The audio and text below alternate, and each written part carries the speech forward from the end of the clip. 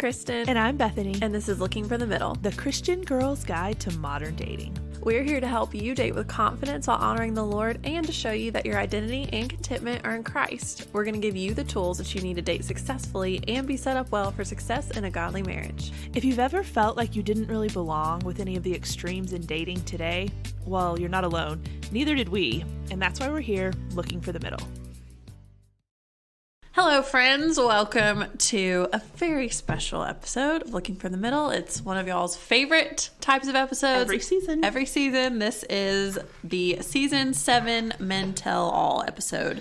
I was labeling episodes the other day, and I put Season 6. I had to Stop go back in the past. I had to go back in iTunes and redo all of them. Anyway, it's fine. It is Season 7, but my concept of time is so off right now, so I really can't say anything. I don't know if it's ever going to go back to normal after last year. Probably not. All sense of time has ceased. Yes, exactly. So before we get into our interview today and talking to our guest, who I will let either Bethany or himself introduce in a second. I'll introduce myself. There you go.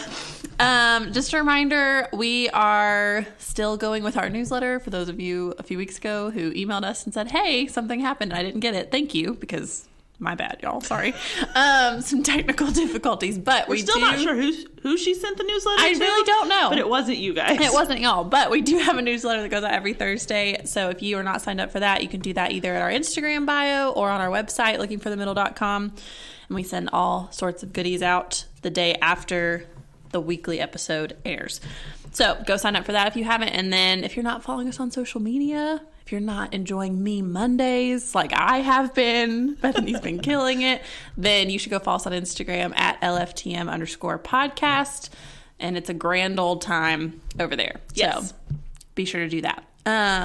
Bethany, you have our question of the day. Do you want Dalton to introduce himself before the question? Oh. Or so there's who's this random person answering? That's probably a good idea. There's nothing wrong with a random person. Okay, go ahead, random person. Yeah. Hello, I'm random person. Tell us who you are, what My you name do. is Dalton Teal, and as of the airing of this podcast, I will be the director of family ministries at Providence Church. So very, very cool. I'm 26, very, very young for what I'm doing, which has always been interesting, but no, I'm loving it. I actually quit my job 2 weeks ago. Yay! Congratulations. So my last day is 2 days from now, so I'm looking forward to it. I work with Bethany very closely, irritate her every single day that I work with her. That's the goal, see how many buttons I can push, and I'm very good at it. He is. It's really unnerving. I've only been in the office today, y'all, for maybe 45 minutes, and I have observed a lot. Oh, that's tame. Yeah. That's tame compared to what it normally is. It's going to be great. This is going to be a good time. Okay, so question of the day. Oh, am I required to answer this? Oh, yeah. Absolutely. Answer. Yes. Yeah. So, Halloween is this weekend. So I was like, ooh, what can we do related? So I was going to ask everyone what your favorite candy is, but that's kind of overdone. So you mean Reformation Day? Yes, that's what I was going for, right? Reformed candy, got it. No, but I don't want to know what your favorite is. I want to know what your least favorite candy is. Candy corn. That was mine. You took my answer. Okay. I mean, you can have it too. It's okay if it's your least favorite. Really. I think candy corn's underrated. You like it? Seriously, you like it? Okay, I don't like it, but I'm I'll eat it rethinking if this you put interview it, right now. If you put it in front of me, first of all, unless it's chocolate, I'm not saying no to it. Because chocolate will kill you. I'm allergic to chocolate. There's one of your fun facts right there. Oh, my jaw's on the floor. I'm so sad for you. Allergic to chocolate, and I developed the allergy too. So I've had it, and I ate it until I was 16, and then all of a sudden developed the allergy. Oh, I didn't know that. Yes. That's even more depressing. So I know That's what cruel. it is. Reese's were my favorite. Yes. Okay, But you have they good make taste. white chocolate Reese's. Wait, Have so you you're ever not had them? allergic to white chocolate? No, that's just vanilla. That's not actually chocolate, in case you were wondering. No Really? idea. Wow, I'm Yeah. learning so much. Reese's Pieces don't actually have chocolate in them. You learn to really read labels when you're allergic to something. Oh my gosh. My mind is blown. White chocolate Kit Kats, that's a lie. There's chocolate in them. Okay. Allergic reaction to that one. Okay. But they make white chocolate Reese's? White chocolate Reese's, best thing in the world. Wait, so what's the worst, though? I mean, anything chocolate for me is just the worst, but Twizzlers are awful. Oh, that's a good one. That that's is a the good most one. That's a bland. good bad one. Twizzlers, Red Vines, whatever it is brutal. Yeah, that's Disgusting candy. Well, and you never get it out of your teeth. No. Like, I'm eating it for 2 days. It's stuck forever and it's gross. Yeah. Yeah. I'll let you have candy corn. Okay, great. Anything with mint in it. is my least favorite. Do you not even like the chocolate mints at Olive Garden? Oh, those are the worst. Really? Oh, I Just love that those. mint flavor, mint chocolate chip ice cream. I don't all like of mint it. But does peppermint fall in that category? I normally get bored and don't like a peppermint anymore about halfway through. Oh, no, I just chew it up after Ew. 5 seconds. No, I don't chew Oh, it. you spit it out? Oh, yeah. Oh, what's the point in that? Well, that's why I just don't normally eat them at all. But if it's like, oh, here, have a mint, and it'd be rude not to take it, then I'm like, No. oh, okay. I love peppermints. Well, you can have all the peppermints. Chick-fil-A, I'll have all I the miss chocolate. going inside to get peppermints. Are they open anymore? Yeah. Oh, you I can never go go in inside anymore. now. He just drives by the drive-thru and is like, nope. Nope. That did happen last week. Really? I wanted Chick-fil-A for lunch, drove there. It was backed up in the middle of the highway. I turned around and went to Chipotle. Okay, well. Bad choice. Yeah. You could have gone inside. Well, Yes. I didn't know that. Now you do, though. See, we all learned something Yes, today. we did. We did. Okay. So, everyone answered the question, right? You did, I did. Yeah. Okay. So let's jump into our list of questions today. So we have our normal list that we ask all the guys when they come on the show. And then we have a list of 5 or 6 questions from you guys from when we put in our stories for you guys to send us some questions. I don't know if Dalton has cheated and looked at those yet or not. But I've seen the normal list. he's seen the normal list. He hasn't seen the ones from you guys. So that will be off the cuff and No, all I've unfiltered. heard is, ooh, that's a good question. That sounds terrifying. No, it'll be fine. It's just stuff we wish we had thought of, really. Y'all Really? did good. Okay, so you kind of told us name, age, occupation, all that stuff. So tell us, before we jump in, what is your current relationship status? I have thought long and hard about how I want to say this. You know, single is a Pringle. That's way overused. Yeah. I heard one that was single and ready to jingle. That was a Christmas one on your... Gabe said that. Yeah. Oh, Gabe. Oh, God. you've got single and ready to Christian mingle, but I'm not...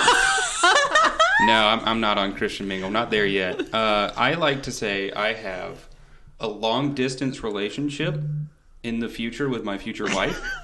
Okay. She just doesn't know it yet. Okay, great. So there we go. That's my where new I'm at favorite right now. answer. Yep. You like that one? I like that one. Okay. That's my new favorite answer. Because single and ready to jingle made me very Yeah. uncomfortable. It was a little awkward. Yeah. Yeah. That one threw me off a little bit.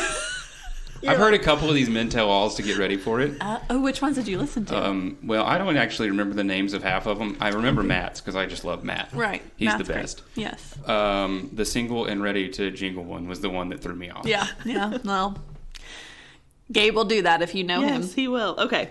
Oh, by the way, because Yep. this is my token phrase for every episode, we will link all the Men Tell All episodes we've done so far in the newsletter this week, because this is our 6th. Yeah. Brett, Matt, Gabe, Dylan, and Jared, and then Dalton. Yeah. The 6th. Yeah. Oh, So, man, I wanted to be 7. Sorry. Better number. Maybe Number if you of do good, we'll perfection. have you come back. Exactly. Yeah. That's why I wanted to be 7. all right. Okay, so let's get into the meatier questions.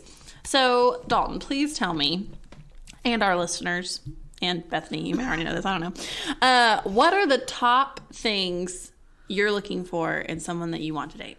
I mean, you have obviously the Christian answer. They've got to love the Lord. I mean, that's number one for me. Obviously, just any Christian should answer that question. I mean, you look at passages on being equally yoked, and I'll talk about dating with a purpose in a minute, but you look at all of this, they have to exude a love for the Lord. And I'm not just talking about their bio says, yeah, I love Jesus, and it has John 3:16 in it. We're looking at someone that clearly loves the Lord, loves his church, and wants to be involved with that. That's important to me because I'm going to be a pastor.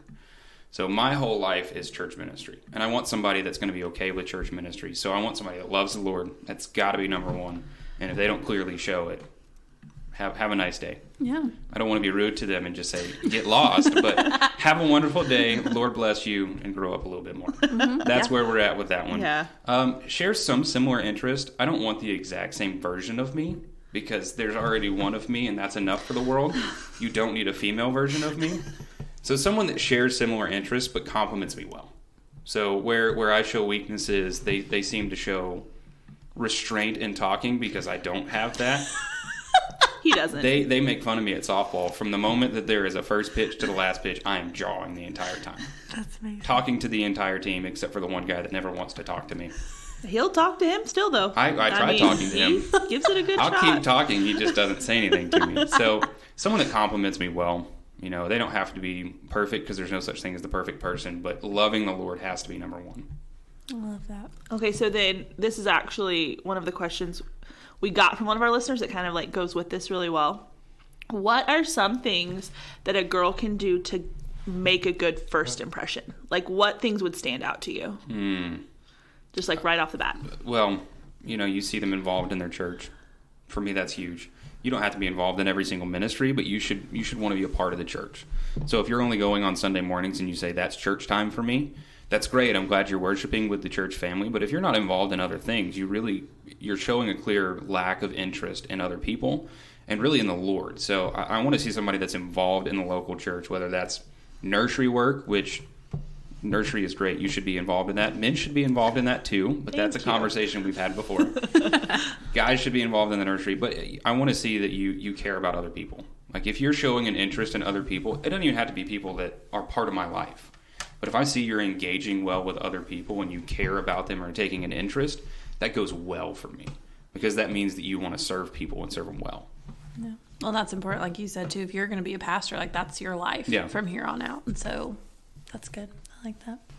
So then on the flip side, if you're looking for that for a girl to make a first impression, a good first impression, what are some things that you do if you want to let a girl know that you're interested in her? Act painfully awkward. Okay. Honesty. I like. That's one of them. I was having that conversation with someone the other day that, if I know I'm not dating you, there's no real interest in there, I'm so chill. I will have a long conversation with you, chat, mess around, be completely stupid. Okay. If I'm interested in you, oh my gosh, it gets awkward real quick. I freeze.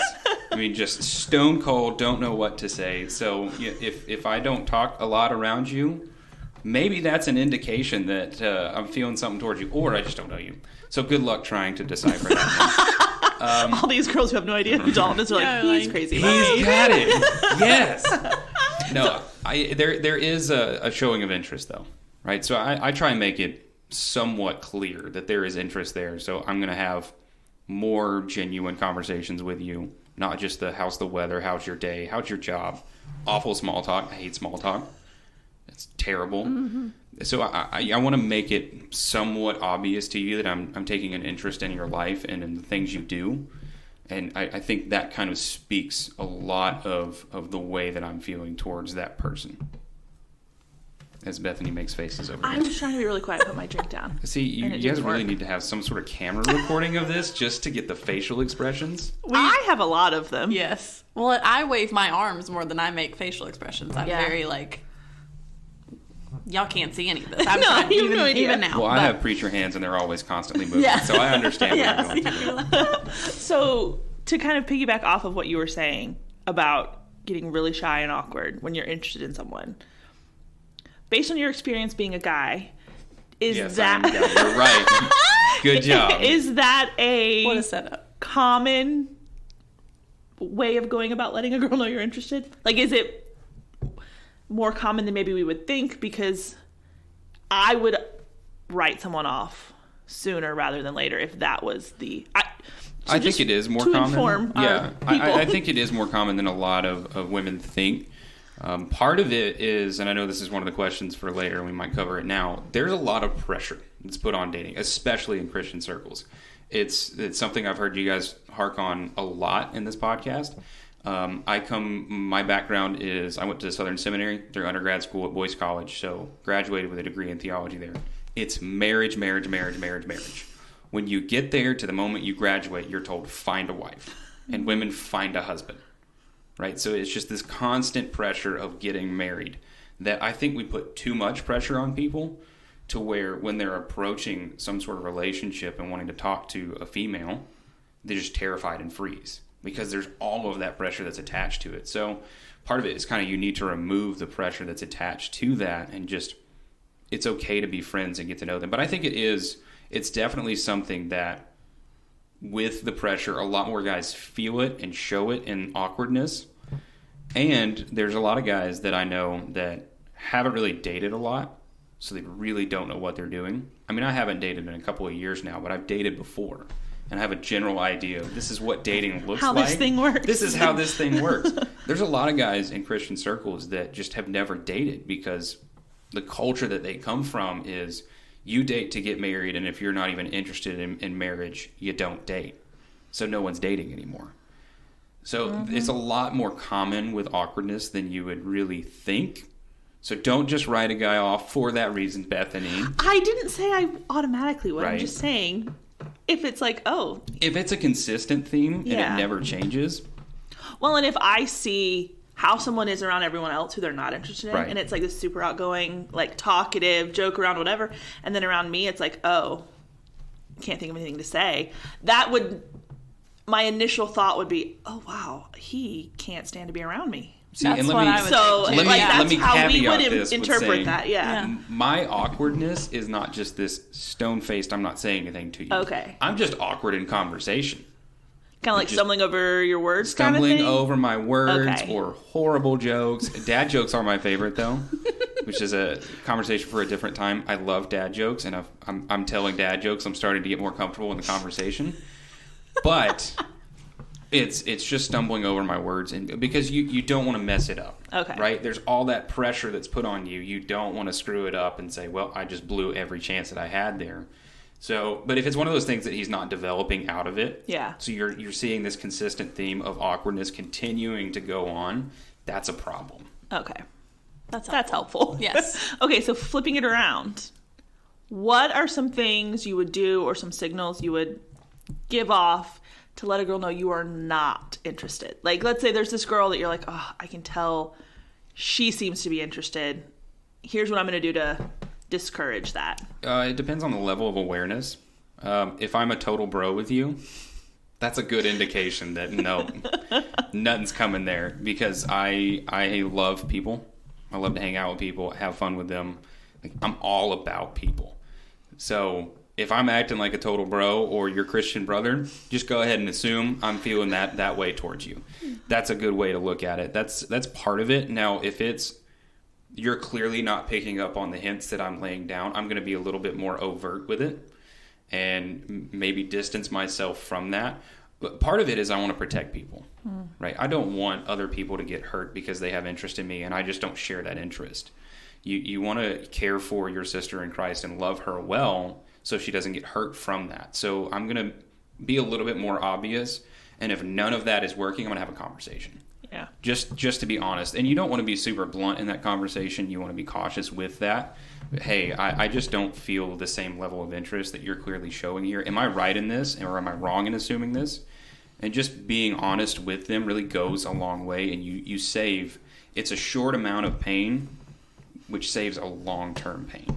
Yeah. Absolutely. And I think that's something that would improve Christian dating a lot, is more of those honest conversations, not even in an, well, I'm interested in you're not context, but kind of like what you were saying before, is it's become, because no one has dated, because no one knows what to do, because it's, okay, well, if you're not getting married, what's the point?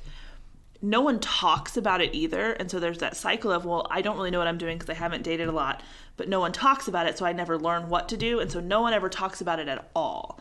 And I think that's one thing that would help a lot, is just have conversations around it in general in those groups of people who are just your friends.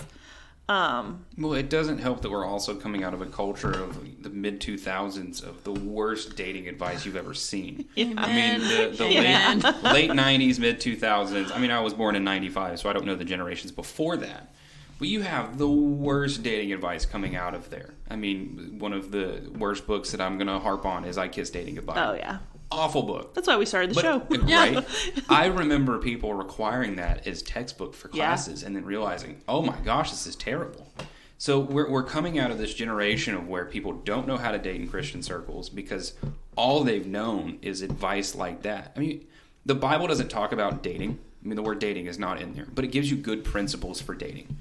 And it gives you an idea of what this is supposed to look like. But we also have to come into it with wisdom. You have to understand, this is not going to be perfect.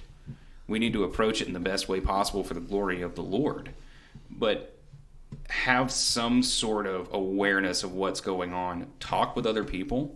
It's not bad to talk about these things. Mm-hmm. You can have a good, engaging conversation about this. I mean, I'm a single guy right now. I feel like a head coach of a football team. I'm not actually playing the sport, but I'm giving people a lot of advice on it. I'm great at, if you ask me a question about that, I'll give you good advice on how to handle certain situations. Yeah. We need to be more comfortable talking about this. I'm not married, and I talk to people about marriage all the time. We just need to open up and stop kissing dating goodbye. Yeah, because you're going to kiss marriage goodbye, too. Yeah. I mean, That sounds like a great book. You should write it. Yeah. Put that down somewhere. Okay. No, I think you're so right. I was actually having a conversation with one of my friends the other day, and he was saying, he was like, Kristen, he's started dating this girl pretty seriously. And he's like, they had an argument, and he was asking for my advice. He's like, I don't really know what I'm doing. Like, this is my first serious relationship. I'm like, then tell her that. Like, yeah. And I think, and he's like, oh yeah. I'm like, you're telling me that. So like, this is a good conversation. And if I'm that girl, I'm like, that's a lot of humility for you to say, hey, like, I want to figure this out. Like, I want to do this well. I want to honor the Lord with the way I date, but I'm still learning. And I think we're so scared of looking like we don't know what we're doing that we're just not talking about it, and then nothing gets better. I think especially men. Yeah. Mm-hmm. I mean, there is that massive ego pride factor that goes into it of, I don't want to look wrong, which in previous dating relationships, that was me. Like, I would not tell people when I was struggling. I would not tell people that I was wrong. I would make other people wrong, which there was a very big humbling moment for me in life, and that's a very long story for a different day. But it's okay to admit you don't know what you're doing. Yeah. Just be honest. Yeah. Honesty goes a long way. And I think, the old cliche of dating and marriage is communication. But it's so true. Openly communicate with one another, and it changes the way that you date. Yeah. Absolutely. Well, and I think one thing we've talked about here and there a little bit too is, remember, no one else knows as much about dating as you think they do. Everyone's trying to figure it out. And like, you can think, well, I haven't dated a ton, and they have more, so I'm sure they have everything figured out, and I'm not going to go talk to them. But trust me, they're sitting there going, I have no idea what to do in this situation, just as much as you are, because we're all figuring it out as we go.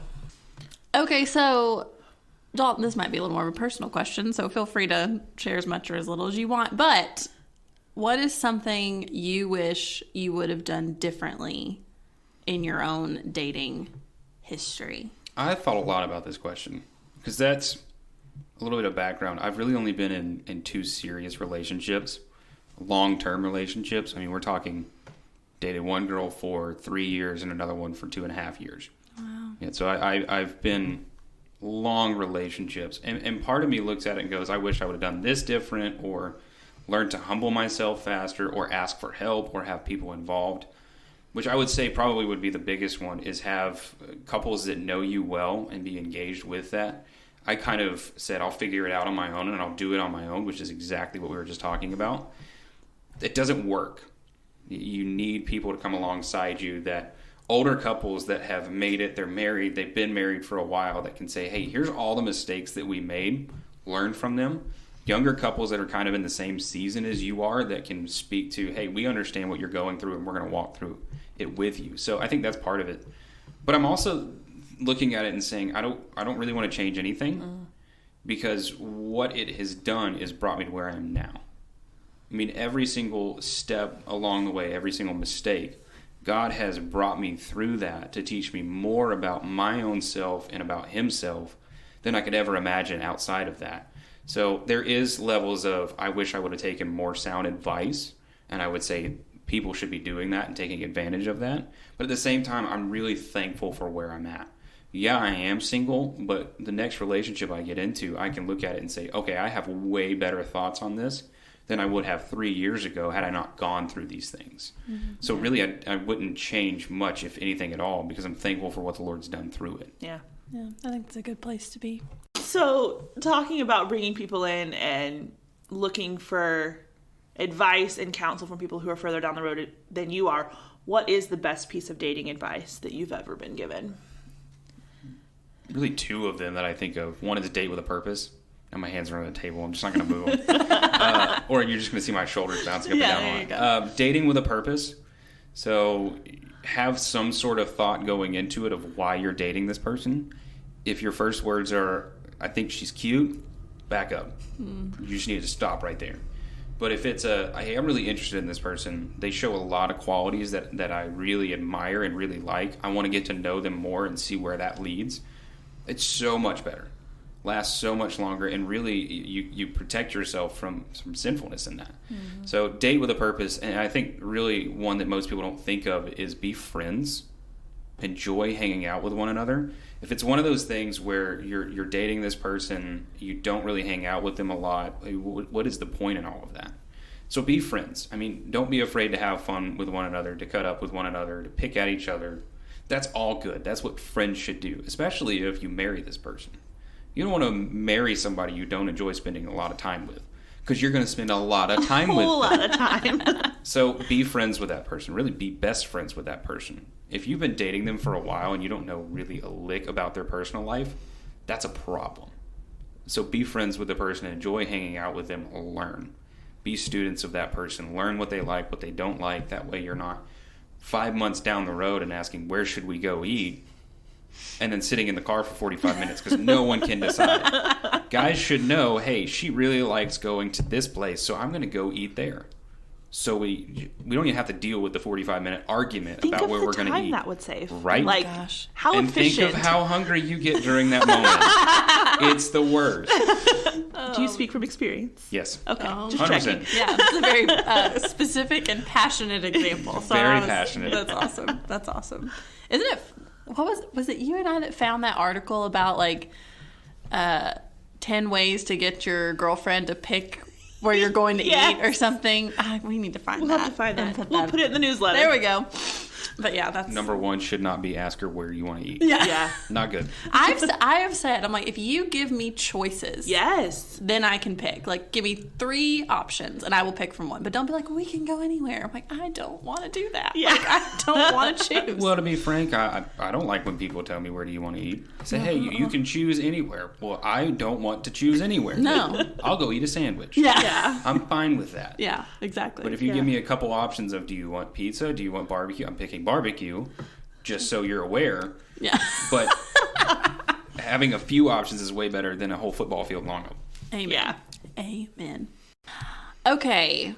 Oh, I love this question. So, I don't know if you gave me this one on purpose, but I'm No. very excited. Okay. So, I mean, Bethany already acknowledged you have experience being a guy. So, Good. yes. In that, when you are getting ready to go on a first date, what's going through your head? Like, right when you get there, right before? Sheer terror. Okay, great. I'm so We're not the only one. I think, well, I'm also a really introspective person, so I like to analyze and overthink a lot of things, which is never helpful. No, But I get that, though. yeah, right. I think part of it, there is always the anxiety and the nerves that go into it. And it also depends on the level of how well you know the person. If this is we just met and we're going on a date to kind of get to know each other, there's a lot more nerves going into it. I am thinking of 1,001 questions to ask. Yes? Interesting. So you're saying there's more pressure if you don't know this person well. For me, there is. I would say the opposite. I'm trying to decide. Because if you know someone well and then you're going out with them, like, this is someone you know. Like, the stakes are kind of higher to start with, I feel like. But I feel like there's less of a chance for it to, like, be awkward because you already know the person. Like, you may have little moments of awkwardness, but, like, if you don't really know the person and you, like, get 3 questions in, you're like, oh, this is painful trying to talk to this person. But when you were saying that, it hit me. Like, small talk is my thing. That's true. You're great at small. I hate hate small like, talk. I can sit there and I don't worry about it because I'm like, well, even if they don't talk, I can fill it with No, something. I'm terrible. That's why I go to parties with you. Or Maybe that's gatherings why with it's you, and I flipped follow for you me. around so you can. Yeah. So our ministry coordinator's out partying. Got it. Yeah, Good no, I to mean, know. we always say parties, and it's really I just know. like 8 people that get together and watch At movies someone's and play house. games. It's social gatherings. Yeah. That I don't know a lot of They're people. post-COVID, they're called parties. Yes, Like, that's true. that's as close as we get. See, we in the Christian world call that fellowships. The future pastor, ladies That's and gentlemen. right. Anyway, No, yes. okay. I don't like small talk, so I'm thinking of 1,001 questions. Okay. For me, though, it's once I get going, I'm going. And it's the same thing with preaching for me. Bethany's over here making noises again. It's the same thing with preaching for me. Once I kind of get through that introduction, I'm good. I'm going for a while. It's not an issue. So having a conversation with somebody is easy after it gets going. But leading up to it, like I went and picked up we had a guest speaker a couple months ago. I had to pick him up from the airport. I had a list of questions to ask him. Never met him, just did not want awkward car silence. So I asked him all 15 questions by the time we got here, and it was only a, 10-minute drive? Oh my gosh. It's like 3 miles down the road. Nailing them out. So I always have a list of questions. Once I get rolling, I'm fine. But it's the lead up to that you're always trying to consider, how do I keep the conversation going? How do I get it from really shallow to a lot deeper?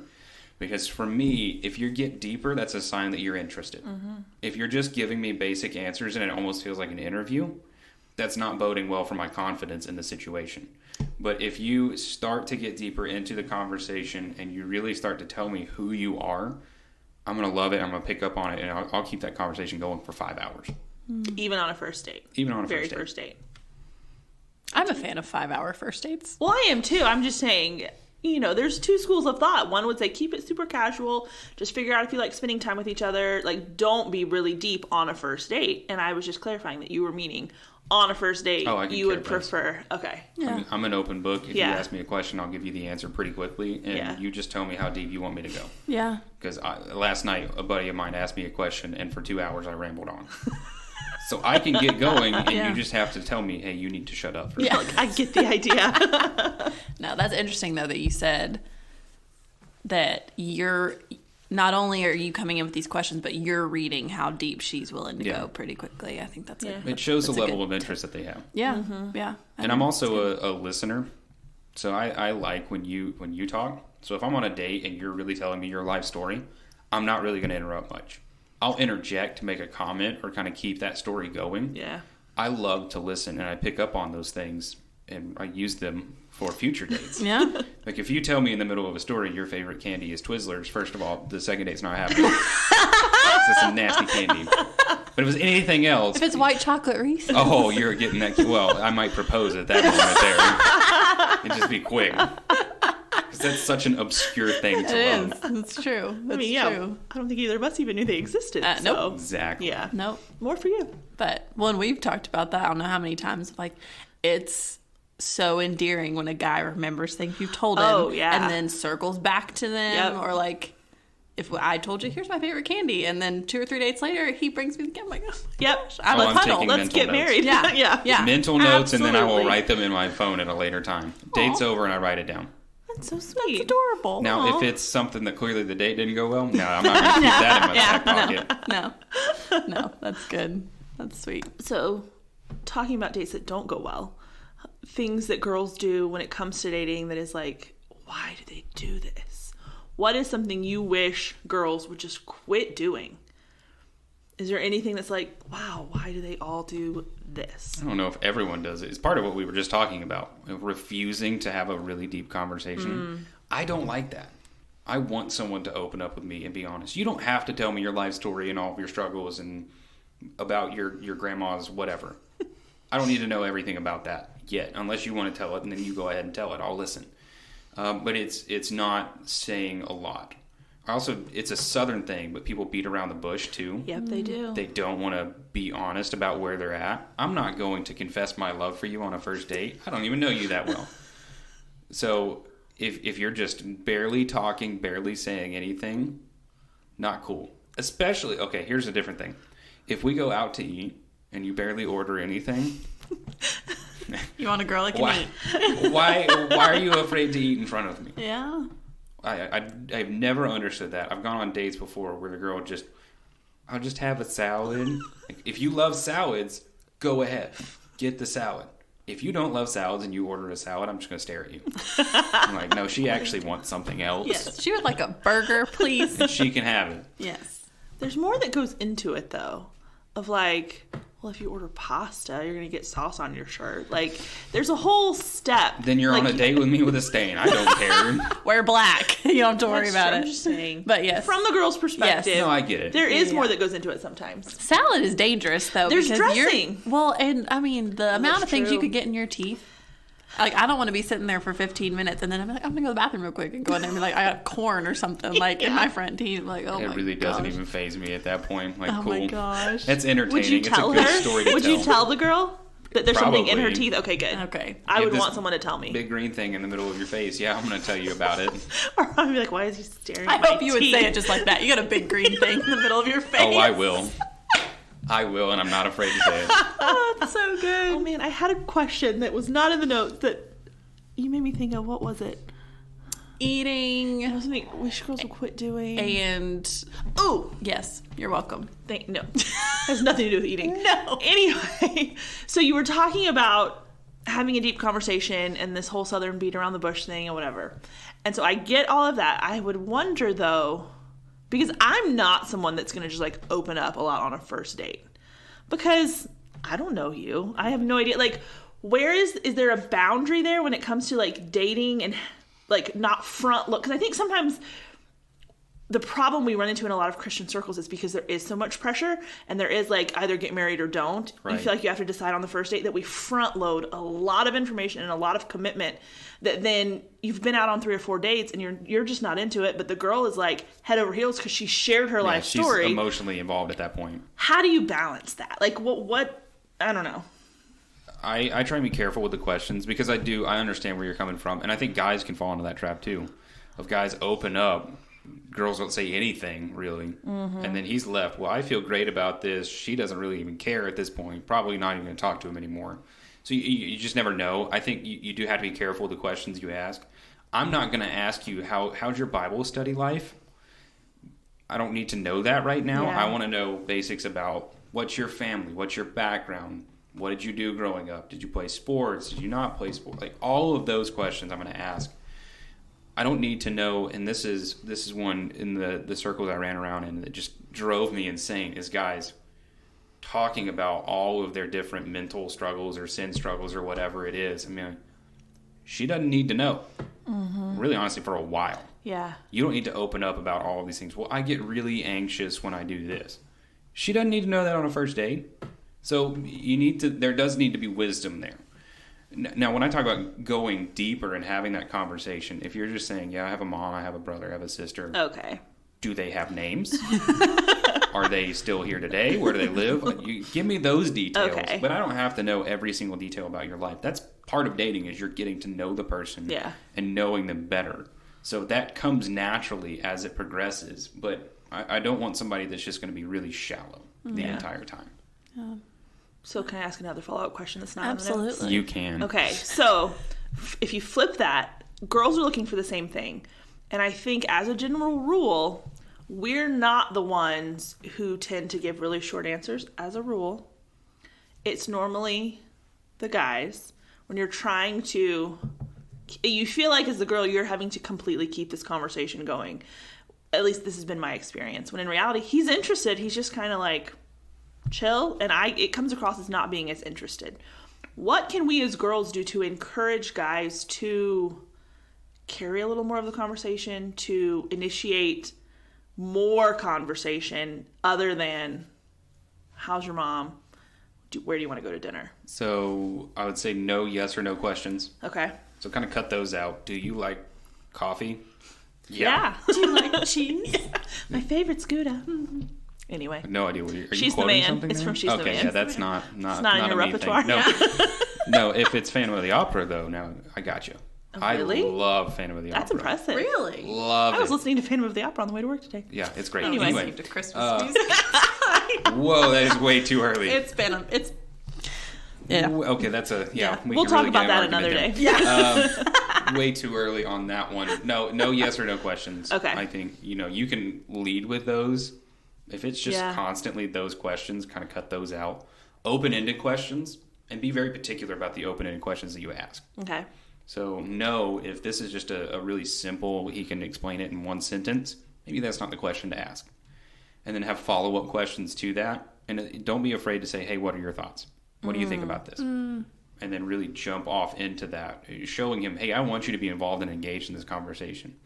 I'm also the type of person, if you look at me and say, hey, I really want you to be involved and engaged in this conversation, I'll say, oh, okay.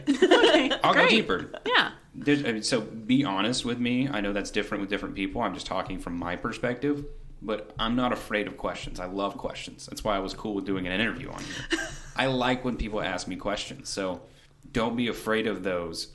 Pick your questions well, and then just sit and listen. And don't be afraid of a couple seconds of awkward silence. It's okay. Are you afraid of those? Oh, yeah. Back to the small talk and the rambling.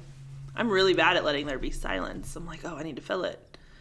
And so I just fill it. I mean, really well. I talk a lot and I talk fast, but I'm also, if we've just had a really serious conversation and that conversation has ended there and we need to transition into a new one, I'll give a couple of seconds of just, hey, let's digest what we just talked about, then we can move on. What? I was going to wait. Like, why aren't you? It's your turn. It's your color. No. 2 nanoseconds. Yes. There you go. So going in a little bit of a different direction now. Bethany just fed me that line, y'all. Let's just be totally honest. So. Yeah. So is one of my favorite words. It's the best of both worlds. Yes. It's like a mullet. Business in the front, party in the back. My yeah. gosh. I hate mullets, by the way. I hate mullets. My cousin's in a fraternity right now. He has to have a mullet. I tell him. He has to? Yeah. Because he's rushing college. for it. Oh, wow. He's not officially in it yet, and they made him shave his head on the sides. It is the ugliest thing I've ever seen, and I tell him that constantly. Good. Yeah, as you should. Oh, wow. That's so gross. Yeah, I don't get the mullet trend. Wow. Now see if you can follow up with your question. Yeah, that's my question's not related to the mullets at all.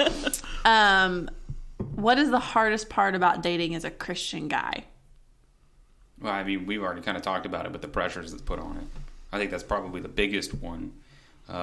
You want to find somebody that is wifey material, I guess is the best way to put it. So I think we put a lot of pressure on it and saying you have to have it all figured out by the first date. You don't. You really don't have to have it all figured out by that time. You can date for a little while and really start to figure it out. It's okay to date casually, but it's still dating with that intention and with that purpose. So it's a good mixture of the two of them. But I think we just pressure people too much. And it really, you find the weight put on the shoulders, especially with a misunderstanding of what it means to be a Christian leader and for men to lead. I've heard people say before, you need to lead her in dating. No, you don't. You are not, A, her father, B, her husband. You have zero authority. And I'll mix in the pastor in there as well. Yeah. You don't have that authority. Now, the man should be showing leadership in dating, of making good choices, even about eating. That's one way you can step out and show this type of leadership. But you're not her leader. You're not her father. You're not her pastor. You're not her husband. So you need to be cautious in that, in the way you lead her. But there's a lot of pressure that's put on guys in that. And I think there's pressures on the women's side as well. You just need to really be... Yeah, 100%. 100%. Well, here, let me jump off into this, because I thought about this on the way over here. The pressures that are put on you is be a Proverbs 31 woman. I mean, you hear it constantly. That's not a bad thing. You should desire to be a Proverbs 31 woman. Men, you should desire to be a Proverbs 1 through 30 man. Just to be blunt about that. That's who you should desire to be. I'm using that. Yeah, I will lay it out on you. Yeah. And when I see couples where the guy's saying, well, I'm leading her in dating, but she's not submitting to me. Great. She shouldn't be. Yeah. You should not be doing that in a dating relationship. So it's just problematic when you try and overstep the boundaries of stepping into marriage before you're even married. That's just foolish. So men, you need to be Proverbs 1 through 30 men. You need to be students of the word that loves the Lord well before you ever try and love someone else. I mean, you look at qualifications for leaders in the church, but I would argue all men should desire this. They manage their own household well. And if they don't know how to love their wife and love their family well, they're not going to love other people well. And I would argue that you should do that in dating too. If you don't care about somebody well, setting aside your own things. I was having a conversation a couple hours ago about dating with somebody that works at the church here, Kim Pitts. Can I mention his name on here? Yes. Oh, okay. Well, I love this man. Yes. Anyway, having a conversation with this guy, and we're just talking about dating and the purpose of dating behind all of this and how to love people well. You should start to show this sacrificial leadership, not in the way you're forcing it on people, but you're just exuding it. And you're exuding that confidence in the Lord of, I'm willing to lay down my life for you, even in a dating situation. Like, I've been in some sketchy situations when I was dating someone. We were walking around downtown late at night. There's some creepy guys that are walking up behind me. She gets behind me, and I tell her, you get behind me, and you just, whatever happens, you're behind me. But it's also simple things of, this is a very Southern thing to do. If you're ever walking down the sidewalk I'm now speaking to the guys. If you're walking down the sidewalk, you need to be on the side closest to the road. So if something happens, she's getting out of the way and you're taking it. It's just simple things of where he's showing it in action and not forcing it. But you definitely need to watch out for the pressures that are out there. You're not leading men and women. If you see a guy that's trying to forcibly lead you, run very far away. Yeah. Say, no, you need to get to stepping. We're not going to do this. That's good. I have one follow-up question, kind of going back to the pressure that y'all feel as guys. So you mentioned you went to Bible college and then seminary. I did.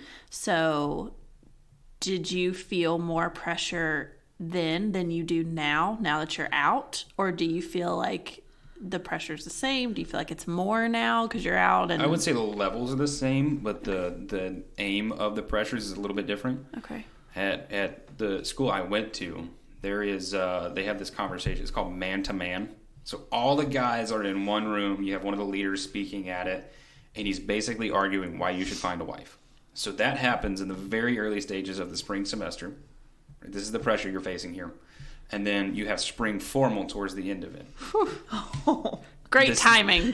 Oh, they do this. There's two big quotes that come out of this. Ring by spring. Mm-hmm. You got to find a wife before then. Mm-hmm. They also call it open season. Awful. That's right? terrible. It is terrible. Oh my God. Absolutely terrible. They call it open season because guys are literally on the hunt. Wow. Especially the older seminary guys. Like, we called them the dirty 30s. The dirty 30s. You just ran away from them. You just had no business with them. I don't want to I love my school, but the pressures on marriage are just ridiculous there. So in that season, there was a lot of pressures that are put on you. Find somebody before spring formal, or you're a failure. I went to spring formal by myself multiple times. I just went with a bunch of friends because we were close. Why not? And then I went with a date a couple of times. It really felt no different. You know, I was with her, but we were all with the same group of friends. So the pressure's a little bit different now, being somebody that's in ministry. You know, you want that person to be married. I was turned down by one church because I wasn't married, which was a really interesting conversation. I kind of understood where they were coming from, but at the same time, I disagreed with them, obviously, because I think you can serve faithfully single. Yeah. Not a problem. Absolutely. Whatsoever. But the pressures are different. I'm a man in ministry that is single. People want to set me up with their friends, their family members, which for me, I've kind of started to make this personal rule. I'm just not dating people at the church that I work at, because there's so much that can go wrong. Yeah. You can, if it doesn't end well, that's your church member. That's not good. And then there's also a pride factor of if somebody at your church sets you up with this person, that pride kind of bubbles over them. Well, I have a little bit more control over the director of family ministries or the pastor or whatever it is. So I just try and show a lot of caution with that and be protective of other people's hearts as well. So I would say the pressure is probably the same level, just coming from different angles. Okay. Yeah. Interesting. It is interesting. Just out of curiosity, as a guy, does it seem like just anyone feels comfortable giving their input on your marital status? That's how it is for us. Oh, yeah. Pretty much anyone feels licensed to tell you what you're doing wrong, or... My favorite line is, "Why are you single?" Yes. I don't know. I don't know. If I knew, I'd be happy to share that with you. Yeah. If I knew why I was single, I wouldn't be single anymore. Exactly. Okay, I'm just curious if that was the same. Yeah, there's always that conversation of, well, if you did this, and I had a buddy of mine that he had longer hair, he was kind of scruffy. Mm-hmm. Somebody told him one time, well, if you cut your hair and trimmed your beard a little bit, I mean, there is part of it. You want to have a nice appearance. Well, sure. Don't put show your best up raggedy foot forward. everywhere. So you want to put your best foot forward, but you don't want to fundamentally change everything about yourself just to find a date. Yeah. Because then you're just going to revert right back to it, and the person's going to be, what in the world has happened to them? Yeah, we did an entire episode last season. Or 2 seasons, it doesn't matter when. Last season and season before. We'll put it in the And we put out to all of our listeners on social media, on here, and we posed the question of, what have you heard? We said, if you would just blank then you would find someone. And we wanted to hear from people, what have people told you to fill in that blank? And it was astounding, the things that girls had been told. If you would just blank, then you would find someone. If you would just lose weight. If you would just wear high heels. You if you would would smile more. If you would put yourself out there, which I'm sorry. I'm over that statement. We talked about, I mean, I get where the is point, there? How do you get there? Are you supposed to just stand in the middle of the road and say, here I am. Yeah. Date me. Exactly. That would Like, get I you went in back a and mental forth from institution. heartbroken and infuriated the whole episode. Yeah. Of just like, what is wrong with people? So I was just wondering if people told guys the same. Like, Oh, absolutely. Okay. That's good to know. If you just did this, then you wouldn't be single anymore. Well, I'm not going to change everything about myself to fit your criteria. Yeah. Especially when these people, they're saying it from their perspective. So they're saying if you did this, then someone else would. That's from your perspective. Yeah. That's something that you like, and therefore you're saying. What they're basically saying is if you would do this, then I would date you at some point in time. And usually you know? it's from old married people. It So I'm like, is. it doesn't really matter if I would be appealing to you because this is not happening. Have you seen How to Train Your Dragon? Yeah. No. First of all, love that movie. You haven't seen that movie? I haven't seen it. We talked about this. I watch chick flicks and sports movies. Okay, you need to watch this movie. It Okay. is a good. It's cute. It's what, Disney movie? It's a Disney movie? DreamWorks? Okay, DreamWorks. That's Okay. right. DreamWorks movie. Great movie. There's like 3 is of there like them a now. trademark problem in the podcast? No. Okay. Great movie. Okay.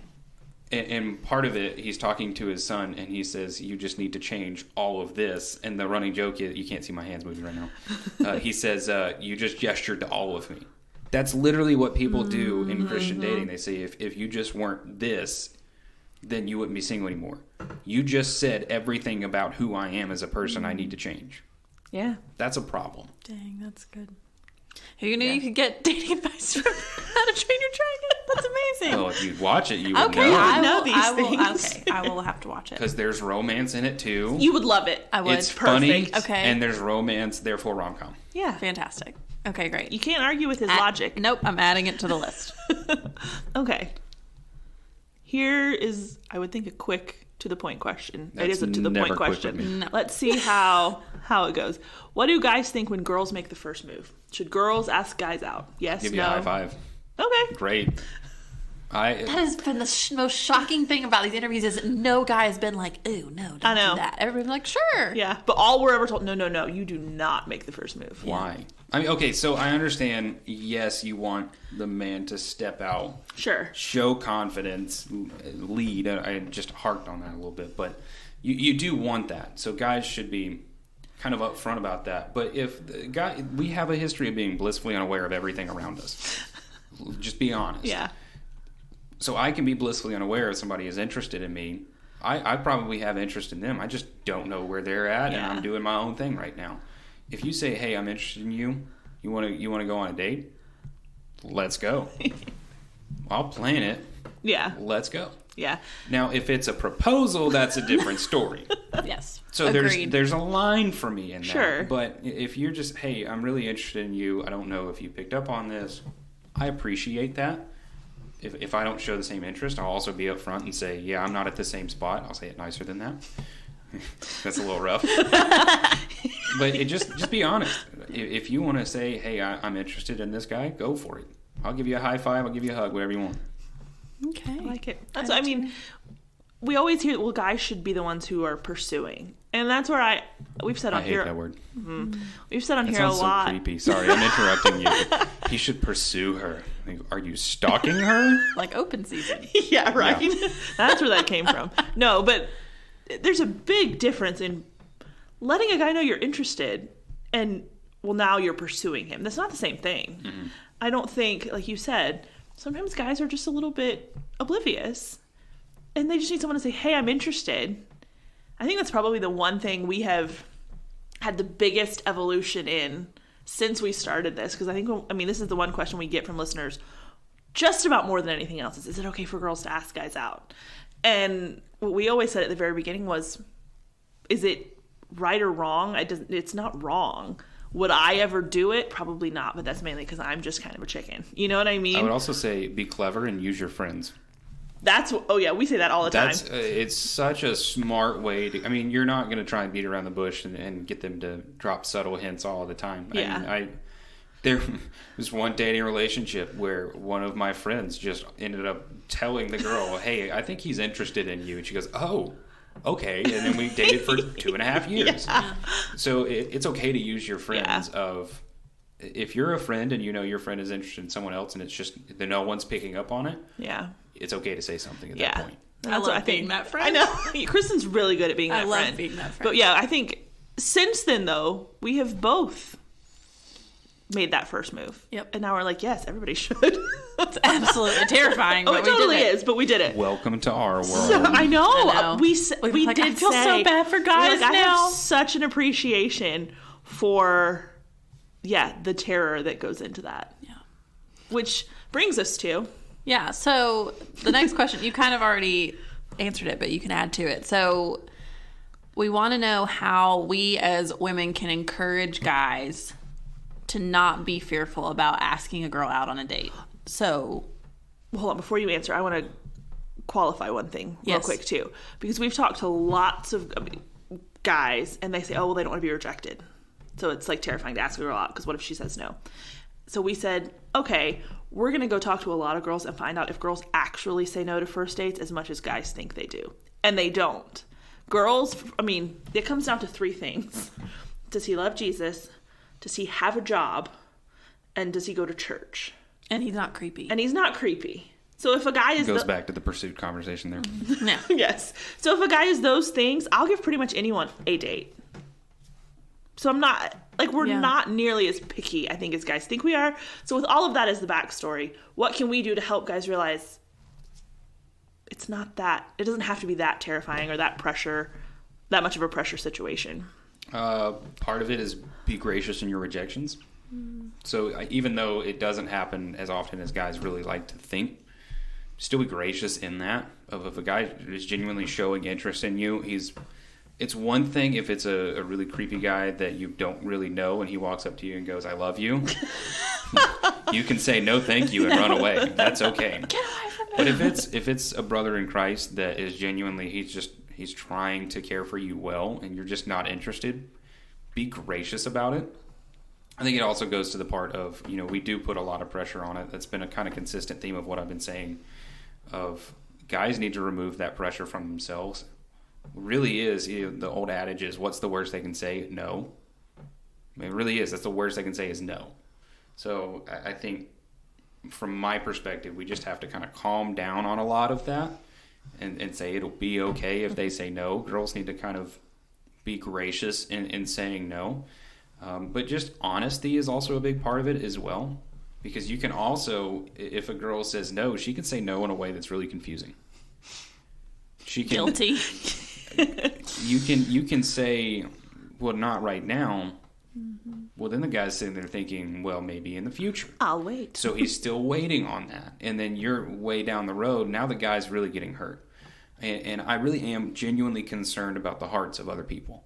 I'm not going to tell someone, well, I'm not really wanting to date right now, or it's just not a good time for me. I'm never going to say any of those things. And I think girls should be the exact same way. And also, don't blame it on your walk with the Lord. Amen. I just... my Jesus walk with told the me Lord, not to go out with you. My walk with the Lord is not great right now, so not right now. Still, it's giving guys hope that you don't need to give that hope out there, because then it's just you carry more emotional baggage going into it. So be gracious and be honest is the biggest thing. I think that's good advice for everyone. I think so too. Okay, so are you... I said, okay, so... Okay. Oh, man. Yep. Rubbing off on you. Part You're of this, welcome. I'm also forgetting that my audience is women listening to this predominantly. So I'm just giving general answers for everyone. That's the pastor brain right there. There you go. That's good. We have quite a few guys that listen. We do. Well, there you go. Hello, men. Yeah. Hello, man. Glad you're here. So, we're getting close to... We only have a couple questions left in our typical list. And then we have... Oh, is this the next question? Yeah. Oh, I love this question. He was ready for this one. I'm ready for this one. Okay. So, here's the question. Are you ever just friends with a girl without wanting to date her? Like, there is no interest whatsoever, ever? Absolutely. Elaborate. I've heard some of these. I feel like this was a topic of contention I think, right, if I'm picking it up right, some guys say no, some guys say yes. I'm going to say absolutely. I've been in the camp before where I said no, and that was part of the brainwashing that I had concerning what dating is. You need to be cautious with that, and I'll elaborate on that more as Bethany makes more noise on the table there. I keep leaning on the table. Just don't touch it anymore. Yes, you can be friends with a girl with having no intentions to date. I mean, I have several female friends that I love them dearly. I mean, I think there's one that I used to work with. I was really good friends with her husband too. Right? I was closer with her because I worked with her every day. I knew her well, but I became friends with her husband through her as well. So, I think you can absolutely be friends, but have boundaries, right? This is not one of those relationships where a guy is going to share every little detail about his life with that person. It's not wise and it's not helpful, because then there is the possibility for creating an emotional attachment that need not be made. Yeah. So you need to be very cautious, and I'm going to really hammer guys to take care of your sister's heart. You really need to be concerned with where she's at. If you can start to see, hey, maybe she's making an emotional attachment that's a little bit more than where I want to go, you need to back off or have some sort of conversation around that. So there's boundaries within that. We're not going to do this, this, and this, but I'm cool with hanging out with her, with having these conversations, going and playing golf or whatever it is. You don't find a lot of people that go play golf. It's very few people, but it's okay to have friends of the opposite sex. Just be wise in how you do it. Yeah. I think my own personal rule of thumb that has been refined over the years is that, like, if I'm friends with a guy and it has gotten to a point where if I started dating something else, if I started dating that's a whole issue we might need to unpack later. Y'all know what I meant. And then my friendship with this guy had to change because it's too much to be friends with him the way I was and date someone else, then that's probably too much. Mm-hmm. Like if you're in a friendship with someone of the opposite sex that would have to drastically change because one of you started dating someone, it's probably not the best. Yeah, that's a problem. As it is. Mm-hmm. That's kind of my thought on the subject. I've stolen that rule from Bethany, so I highly recommend all of you listening do the same. It's a good rule of thumb. Be wise in how you do it. Yeah. And it's okay to bring this in prayer before the Lord. Mm-hmm. Like, is my relationship with this person, is it going too far? Just in terms of the way that we're opening up with one another, because there really is so much emotional damage that can really happen from that. So to be cautious, be wise, and ask other people too. Get people involved and say, hey, is this relationship okay?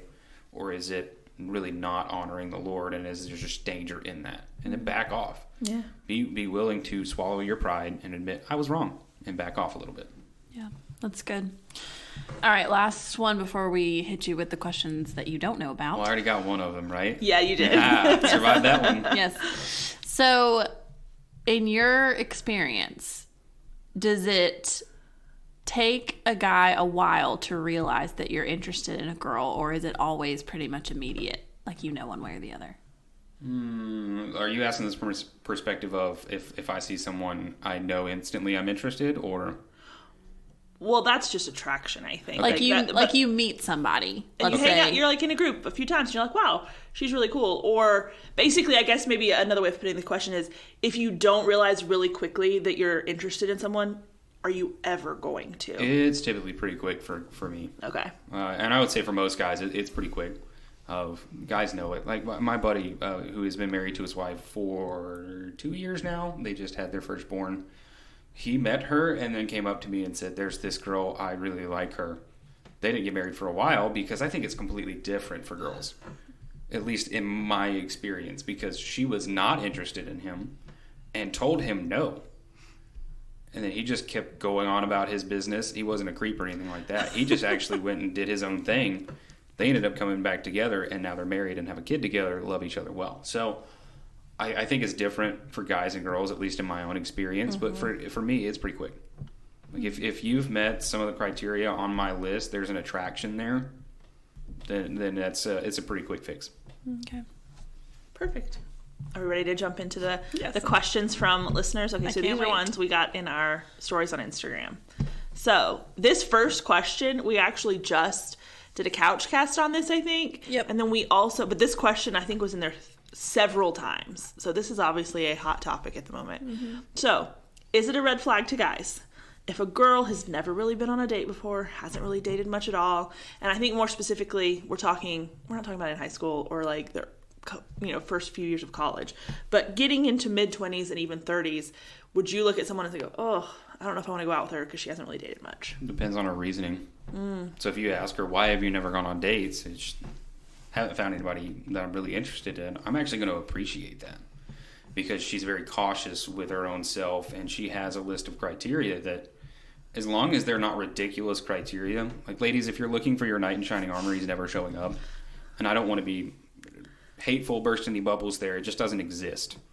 Guys are imperfect. They have flaws. They have failings. They're never going to show up and be everything that you dreamed of from the Nicholas Sparks movies.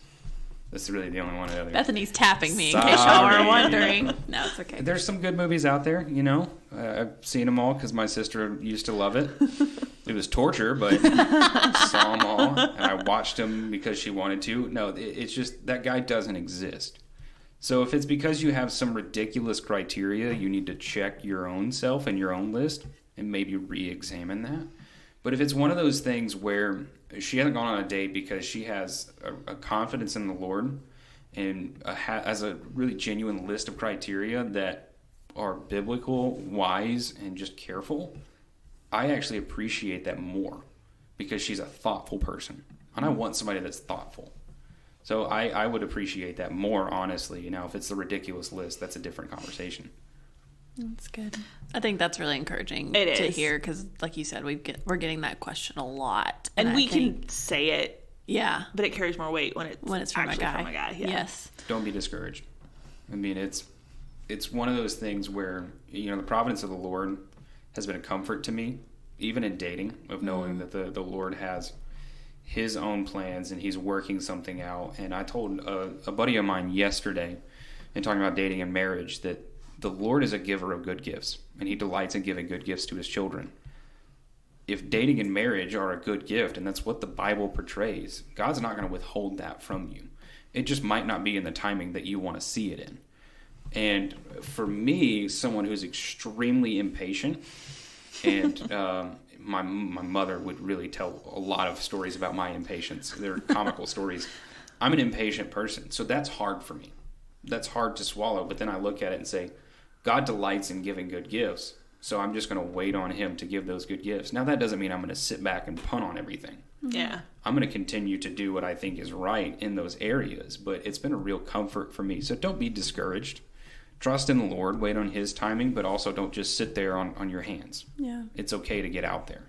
Yeah, we talk about that a lot, about that verse in Psalm 86 or whatever it is. No good thing does he withhold from those whose walk is blameless. And if marriage were good for you right now, he's not going to withhold it, like you just said. But if it's not the best, then, you keep moving forward and, like you said, trusting in his timing. That's good.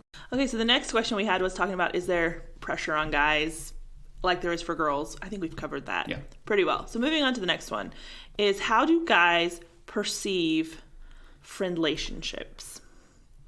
Or are they even aware of them, that's a thing? That's what's a friend I relationship? could tell from his face. It's like, I don't think he even knows. No idea what you're talking about. A friendlationship, a flirtationship.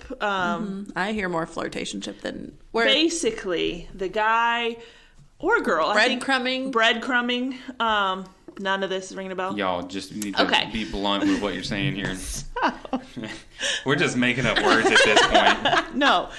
So it's the concept that guys will flirt with a girl. They'll be just friends with her, but basically treat her like a girlfriend without ever actually making any sort of commitment. They're like this long-term flirting type thing where it's like, okay, we're not really friends, but we're not more than that either.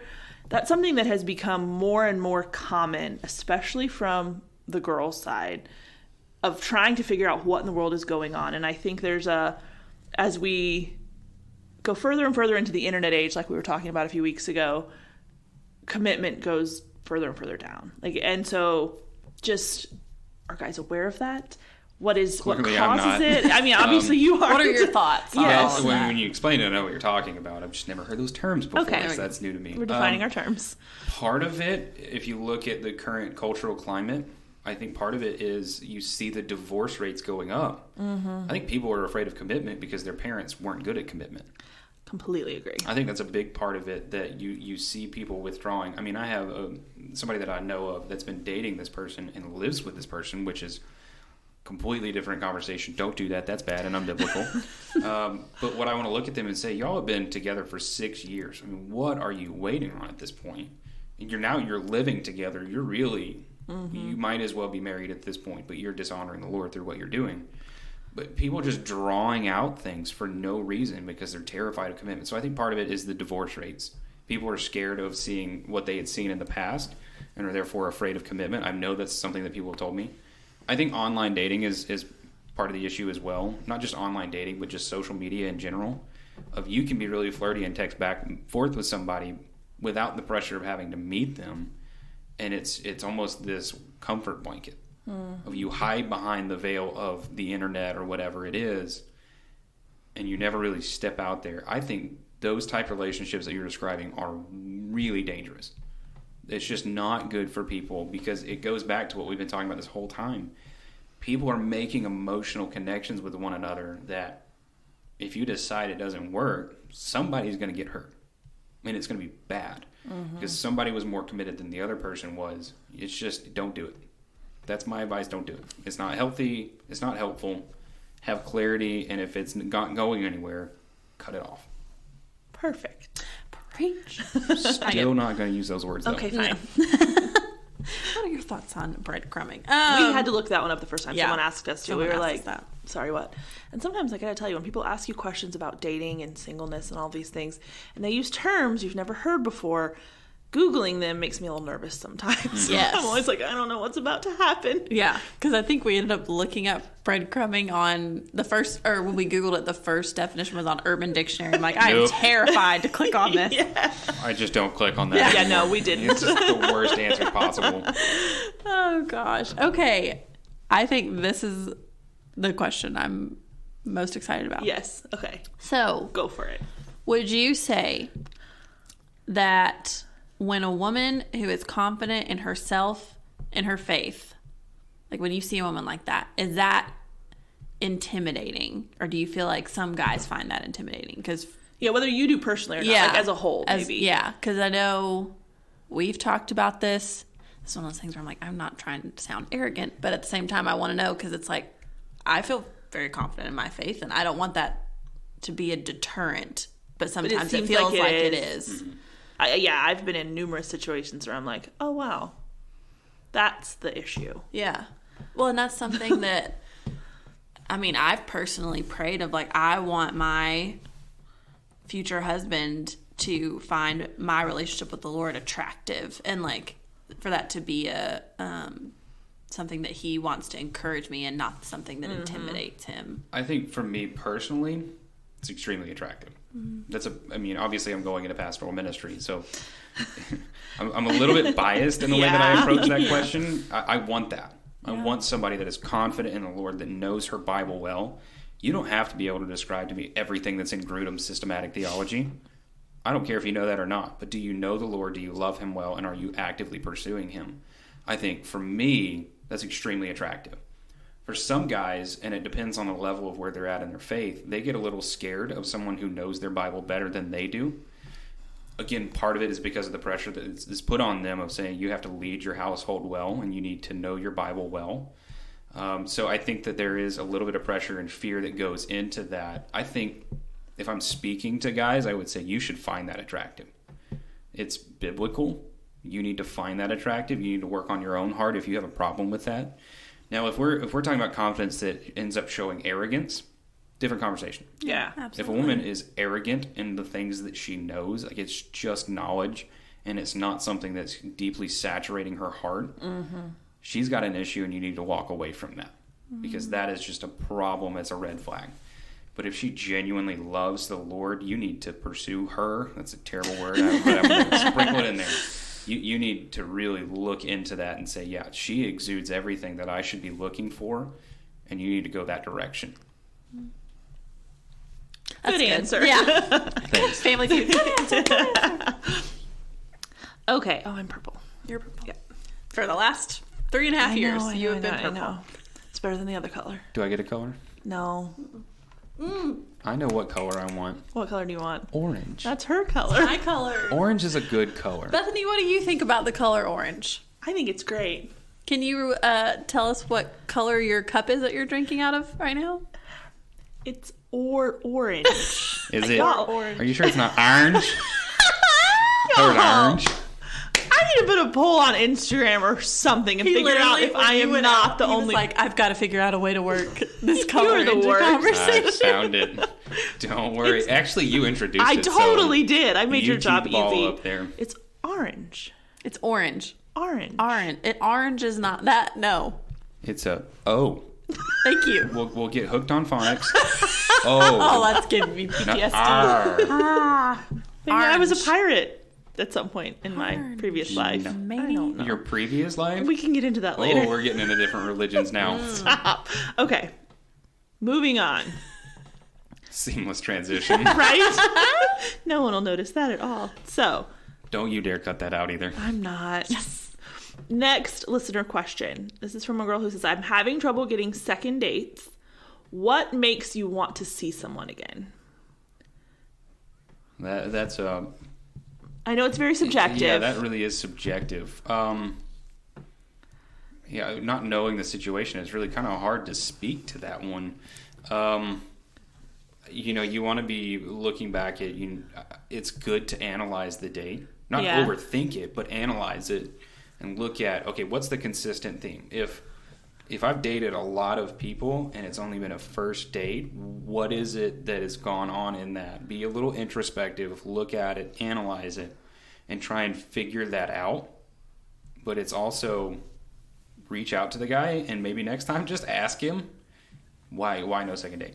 Word it a little bit differently than why no second date. Yes. It's grammatically horrible. But it might be helpful to if it's somebody that you know and you would trust, and even though it didn't work out, I would be okay with asking that person, or somebody asking me and saying, why didn't you want to go on a second date? And I'll tell you in as gracious a way as I can why I wasn't interested in that second date. Maybe it just didn't mesh well, but it's okay to kind of be analyzing these things. Just don't overthink it. Yeah. I've actually had a couple of guys after we had gone on first dates and I just wasn't working for me. And I told them, I'm always pretty broad when I tell someone because I don't want to tear them down unnecessarily. I don't need to give them a laundry list of You ugly. Here's Don't say that. No, I don't. So here's all the reasons why I don't like you. But I've had a couple who have genuinely come back and asked me from a sincere place of wanting to know to improve for the future. And yeah, I have appreciated that and been, kind but honest in telling them, hey, here were the things. And when that's done from a place of, okay, I really just want to know, thank you for your time. See you. That's great. I've also had the ones where it's like, okay, so if I promise to work on it, will you go out with me again? I'm like, Right. No, thanks. No. I've honestly learned a lot about myself from rejections and breakups because you see, what went wrong here. Breakups especially, I've learned a ton through about my own self of, okay, this relationship didn't work out for X, Y, and Z. If it's a problem on her end, I can't really fix that. If it's a problem on my end, I can fix that. I can grow in that.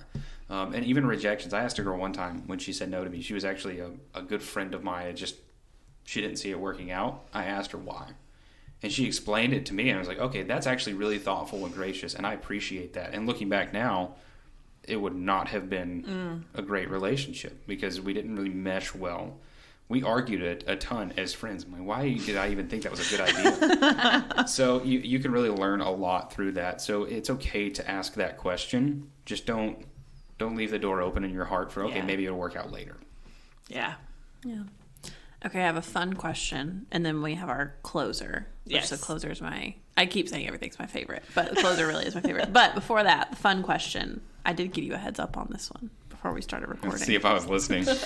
What is one of the creepiest questions you've gotten from a girl? Or, she says, is there a repeated question you've received that's a huge turnoff? I mean, I have a beard, so mine's always a comment about what do you do to make your beard look the way it does? And like, first of all, it's kind of scraggly in the first place, so you need to chill about that. Sometimes it's making unwanted comments about my physique. It's kind of weird. Okay. Like, if you tell me, hey, I really like your shoes, or I really like the way you do your hair, that's cool. Thank you. I appreciate that. If you're repeatedly making that comment, or I really like the way that you part your hair in this particular place, you are over-analyzing me, and that's just kind of creepy. So, way over-detailed comments that I was not soliciting freak me out. Yeah. Okay. And I I get that. That's typically fair. turn Yeah. and move pretty quickly away. I'll say really awkwardly, thank you, and then bolt. It's funny. I was like, man, I told him I liked his shoes the other day. I hope that's okay. So I'm glad that made the list of Oh, if you comment about my shoes, I'll appreciate acceptable Yes. comments. Shoes are always a great thing to Well, compliment. I liked the shoes. it. I love shoes in general, so Thank you. Okay. Good people. I am good people. We're how You're far right. into this, and now you're just Now I'm just- deciding that. Well, Like, we've I've been into determined, this whole time. He likes shoes. Okay, then we can we've publish determined this you're a episode. guy and you're good people. So I'm feeling great about myself right now. And we like your shoes. Exuding confidence. Yes. Okay. Yes. Last question. This is how we always end this. Are you ready? No. Great. Here we go. So if you could tell the girls listening one or two things about dating, relationships, singleness, anything, like one piece of encouragement, one piece of advice, this is your shot, what would you tell them? Enjoy it. I mean, wherever you're at, enjoy it. Life is way too short to be miserable. If you're in a dating relationship and you're not really sure how it's going, find a way to enjoy it. If you're single right now, it's actually a good thing. You just might not see it that way because you have opportunities to spend more time with people, be more intentional, serve your church more. I mean, for me, that's one of the things that's been a blessing of this season of singleness is I get to be more a part of people's lives and a part of the church than I would be if I was married. So find a way to enjoy it and delight in the Lord in whatever it is. This is whatever season you're in, the Lord has you in for a reason. So look to it to see how can I grow, how can I learn, and how can I just enjoy every single moment of it. Not all of it's going to be easy. I mean, there are a lot of people out there that want to get married that are single right now and they don't like being single, and that's okay, right? It's okay to not want to be single. I don't want to be single, but God has me here right now for a reason, and I'm going to find a way to delight in it. I mean, I'm hanging out with guys almost all the time that I'm not doing something because I have the opportunity to do so. If I was married, I wouldn't. So I'm investing into people, pouring into them, going fishing, going golfing, just enjoying life. And then whenever the Lord opens up that door, I'm going to find a way to enjoy that as well. So it's just find joy in the little things and wherever the Lord has you, and it'll just change the way that you see the world. Rather than just wallowing in self-pity and saying, oh, woe is me, why is my life the way that it is? Delight in the Lord, that He is a good giver of good gifts, and you just enjoy every moment of every day, and it just changes everything for you. So true. It's my... Amen. That's I my... love that. I don't know. What favorite quote? Words to live by? I don't know. I just love the quote that says, enjoy the little things, because one day you'll look back and realize they were the big things. Mm-hmm. And that's like my life. I don't know. You need to get that like framed or something to put I in your should. room or like over your bed. would Can be I really share nice. two? Yes. Oh, Wow. Wow, that was good. So it's enjoying things and don't look too far ahead. Don't live for tomorrow when you're living today. Yep. You see, Scripture explains, don't be anxious about tomorrow. Today has enough troubles of its own. I think that's just a principle for life as well, of saying, well, if I only was married, my life would be better. Or if I only had this job, my life would be better. That's not how it works. You are where you are because God has put you there for a reason. So don't look so far ahead in the future that you're overlooking everything that's going on right now. I mean, for me, if I were looking forward to the future, I joked about having a long-distance relationship with my future wife. But if I was only looking to that and only looking to the future, I would miss everything that God is doing right now. Like, I can't tell you how much it means for me to be jumping into the position I am at the church. This is a dream job for me. And I've worked a long, long way to get to this point. But God has used every single moment in that to build me up into this point and make me who I am today. So don't look so far into the future that you miss and don't grow from everything that's going on right now. If you're wanting a husband, that's a good thing to want. Just don't say my life's going to be better when that happens. Look to right now, because God has put things before you right now that you need to be faithful to and be thankful for. Absolutely. That's good. Final thoughts? Did you want to have a third one? That's done? my two. Okay. That's my two. All right. I feel like I'm failing because every good preacher is supposed to have 3 points, and I only had 2 there. So sorry about that. You got shortchanged. But we've been rambling on for a while now, so I feel like that's okay. It's been a hot minute. Yes. So This has been fun. it has been How fun. many hot minutes have we been going here? An hour and 26. Oh, that's nothing. No, you did great. I got made fun of in preaching class because we were supposed to go 45 minutes, and I went an hour and 25 minutes. Whoa. My professor Oh. said, son, that was a great sermon, but you need to buy a watch. So I could have doubled this easily. Well, thank you for your restraint. Yes. You're welcome. This is great. Thank you for being here. This was fun. I love these so much. So great. This is probably my... Everything's your favorite. I know everything's my favorite, but... That's These because are- you're delighting in everything. Thank you. See? Yes, these are my favorite conversations Yes. that we have, just because the male brain is a fascinating thing. It is. It is. It is. And it's encouraging, though, to hear, because we talk about dating not just on here. Bethany and I talk about dating all the time. And it's just a good encouragement to hear from a guy's perspective. I was talking to about somebody things. today. We don't have it all figured out, and we never will. Mm-hmm. I mean, if you're a believer, first of all, you are a perpetual student. So we serve an infinite God, and we'll never stop learning about him. But there's no point in this life where we arrive. Mm-hmm. So we're going to continue to learn and continue to grow. So don't overlook that. Enjoy the growing process, and know not everyone's the same. Guys' brains are messed up. Women's brains are confusing. It is what it is. So just enjoy it. Yes, exactly. All right, guys. Well, we will wrap it there. Thank you so much for joining us for this Men Tell All episode. We will be back soon, because I don't know what's coming up next, because we don't know when this episode is dropping in the schedule. That's how this season's going. Friday or Wednesday, you'll hear from us again. Yes, we will be back soon. So stay tuned. But thanks for being here. If you enjoyed this episode, go tell a friend about it. And we'll talk to y'all soon. But I'm Kristen. And I'm Bethany. And this is Looking for the Middle.